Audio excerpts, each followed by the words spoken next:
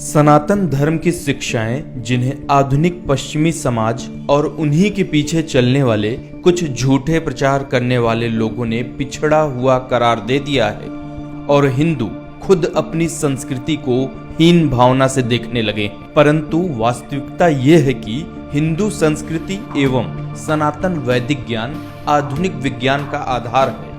आइए जानते हैं इस महान संस्कृति को वैज्ञानिक दृष्टिकोण से।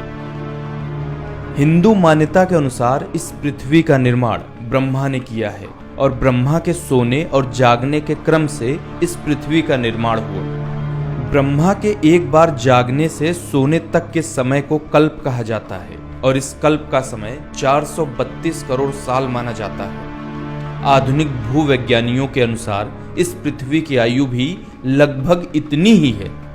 भारतीय वैदिक ऋचाओं में इन ब्रह्म कल्पों की विस्तृत गणना की गई है।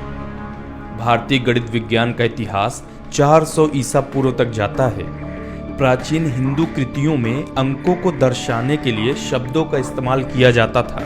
जैसे 2 को भुज कहा जाता था, क्योंकि मनुष्य की 2 भुजाएं थीं, पर शब्दों से गणनाएं करना संभव नहीं था, तो 10 ईसा पूर्व में शब्दों को चिन्हों से बदल दिया गया।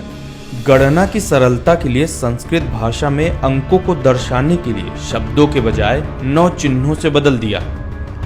आधुनिक काल की अंक प्रणाली इन्हीं 9 अंक चिन्हों पर आधारित है। विश्व में सभ्यता क्रांति के बाद व्यापार करने के लिए गणनाओं की आवश्यकता थी, इसलिए विश्व ऋणी है आर्यभट्ट का, जिन्होंने गणनाओं को संपूर्ण करने के लिए शून्य का आविष्कार किया। शून्य के बिना न तो कंप्यूटर का आविष्कार संभव था, न ही आधुनिक काल का अंतरिक्ष विज्ञान। गणना करने की प्रणाली बिना शून्य के संभव नहीं थी, और ये प्रणाली भारत से अरब व्यापारियों के जरिए पूरे विश्व में फैली। फिबोनाची संख्याएं और उनका क्रम सबसे पहले भारतीय गणित में प्रकट होता है। पिंगला द्वारा संस्कृत परंपरा चांद शास्त्र में इसका उल्लेख किया गया है। बाद में इतालवी गणितज्ञों से बहुत पहले इन संख्याओं के निर्माण के तरीके गणितज्ञ विरहानका, गोपला और हेमचंद्रा द्वारा दिए गए थे। चक्करवाला पद्धति यह एक चक्रीय गणना विधि है जो अनिश्चित समीकरणों को हल करने के लिए इस्तेमाल की जाती है, जिसमें पेल का समीकरण भी शामिल है। पूर्णांक समाधान प्राप्त करने के लिए यह विधि 7वीं शताब्दी ईसा पूर्व के प्रसिद्ध गणितज्ञों में से एक ब्रह्मगुप्त द्वारा विकसित की गई थी। एक अन्य गणितज्ञ जयदेव ने बाद में समीकरणों की एक विस्तृत श्रृंखला के लिए इस विधि को आसान किया, जिसे भास्कर द्वितीय ने अपने बीज गणित ग्रंथ में और परिष्कृत किया। खगोल विज्ञान के संबंध में प्राचीन भारतीयों का ज्ञान बहुत ही उन्नत था। 13वीं सदी का कोणार्क का सूर्य मंदिर इसका महत्वपूर्ण उदाहरण है। मंदिर हिंदू देवता सूर्य को समर्पित है और सूर्य रथ के रूप में बनाया गया है। रथ के 7 घोड़े 7 दिनों और 12 पहिए साल के 12 महीनों को इंगित करते हैं। आधुनिक कैलेंडर इन्हीं सिद्धांतों पर आधारित है। भारत में धातु विज्ञान का इतिहास 3000 साल पुराना है। इसका प्रमाण भारत के एक समुदाय घड़िया लोहार है। यह समुदाय राजस्थान से लेकर मध्य प्रदेश और हिमालय की तलहटी में निवास करता है। इनके लोहे से औजारों के निर्माण करने की कला में प्राचीन काल से लेकर अब तक कोई ज्यादा फर्क नहीं आया है।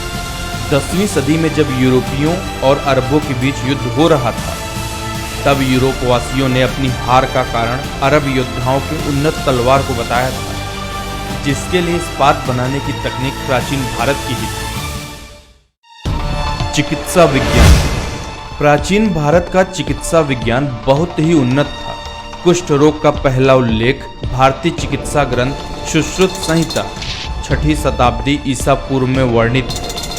हालांकि the Oxford illustrated companion to medicine में कहा गया है कि कुष्ठ रोग का उल्लेख, साथ ही उसका उपचार अथर्ववेद के 1500 से 1200 ईसा पूर्व में वर्णित किया गया था, जो सुश्रुत संहिता में पहले ही लिखा गया था।